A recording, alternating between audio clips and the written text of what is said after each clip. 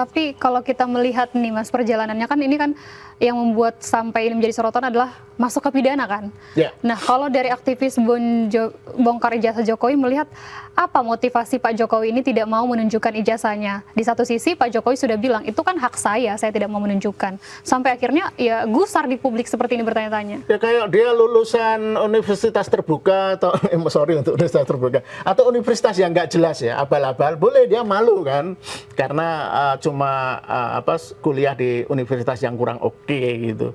Tapi itu bukan urusan hak dan kewajiban ya, itu urusan etika sebagai pejabat publik. Dia itu sudah mendapat kemuliaan jadi pejabat publik sampai 2 periode, wali kota, gubernur. Masa ada publik ingin tahu keaslian ijazahnya aja malah dipidana.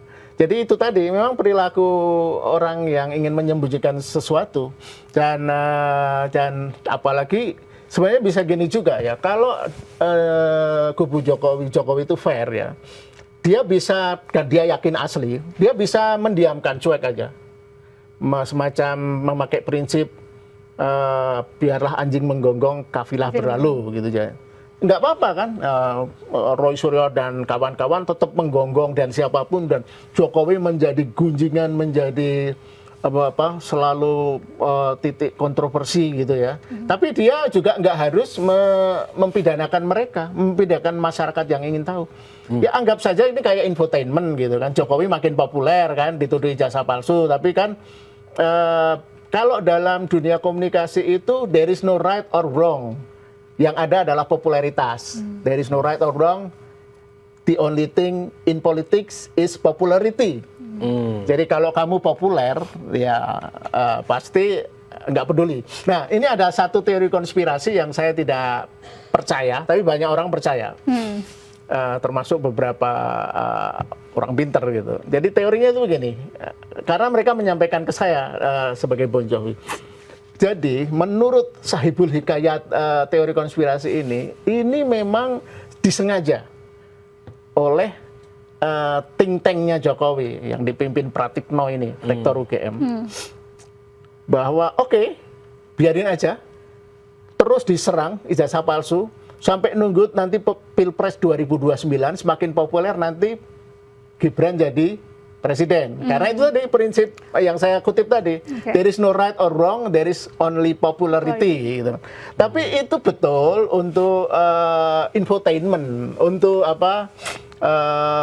politikus-politikus belangsa ya, seperti Donald Trump. Ya, baru mau ngomong di Amerika ini ya, itu manjur kok itu. Memang di era media sosial ini, di era internet ini begitu. Jadi apa yang disebut confirmation bias kan, konfirmasi bias itu. Jadi orang tidak peduli apapun informasi yang tidak cocok dengan dia tidak dipedulikan.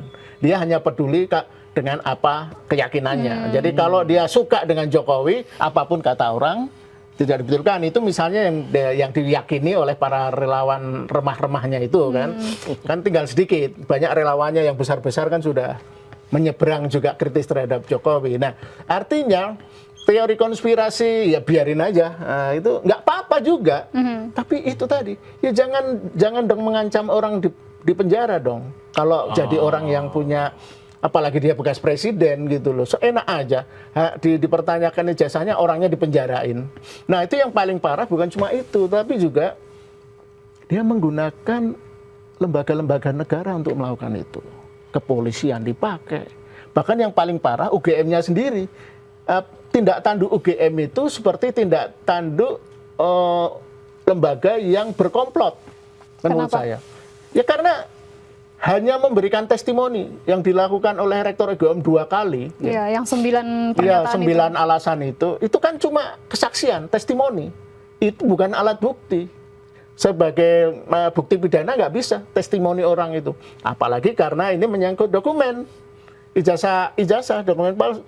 Jadi testimoni itu ya cuma aja penguat aja. Nah UGM kalau mau ya, kalau memahami prinsip-prinsip keterbukaan informasi, jadi saya bisa ngomong ini karena kan sudah 3 kali sidang nih di Komisi Informasi Pusat, betapa UGM kelabakan ya, agak memprihatinkan sih, tidak memahami konsep konsep prinsip-prinsip keterbukaan informasi yang benar. Mereka selalu mengutamakan prinsip kehati-hatian, di mana di Undang-Undang Keterbukaan Informasi Publik nggak ada itu prinsip kehati-hatian. Jadi ingin hati-hati, ingin menutupi, itu bukan prinsip keterbukaan informasi. Dan ada atau tidak kan kalau di KIP. Ketika ditanya oleh hakim KIP, apakah ijazah pejabat publik itu terbuka atau tertutup? Terbuka. Mereka menjawab itu. Tetapi kemudian ketika kita minta, kenapa ditutup-tutupi semua? Hal-hal penting, ada 9 poin di salinan yang kita dapatkan itu ditutupi oleh KPU, dan UGM malah nggak mau memberikan apapun, 20 dokumen. Hanya memberikan pernyataan, dokumen tidak ada dalam kekuasaan kami, dokumen dikuasakan ke Polda Metro Jaya untuk proses hukum, dan kami tidak punya dokumen itu atau standar optional prosedur itu. Nah, jadi ini akhirnya kasus konyol ini ya, ijazah palsu ini atau ijazah kontroversi ijazah Jokowi itu menyeret lembaga-lembaga penting, bahkan lembaga negara, untuk hanya menyelesaikan sesuatu yang bisa diselesaikan dengan show, don't tell, tunjukkan, jangan cuma katakan. Dan yang lebih parah lagi ini, kan Jokowi berkali-kali termasuk wawancara terakhir dengan Kompas itu eksklusif, saya akan tunjukkan di pengadilan, gitu kan. Tapi kita kan tahu, kasus ini sudah ada sedikitnya 6 atau 7 pengadilan menyangkut ijazah Jokowi. Tapi nggak pernah ditunjukkan juga. Nah, artinya ketika Jokowi akan saya tunjukkan di pengadilan itu hanya pengadilan pidana fitnah ini yang ingin yang so-called ingin dia tunjukkan, pura-pura ingin dia tunjukkan. Karena apa? Karena di pengadilan fitnah inilah semuanya sepertinya sudah di-setting. Semuanya sudah diarahkan bahwa nanti fitnahnya terbukti dan ijazahnya nggak harus diuji. Karena nanti misalnya siapa tahu hakimnya sudah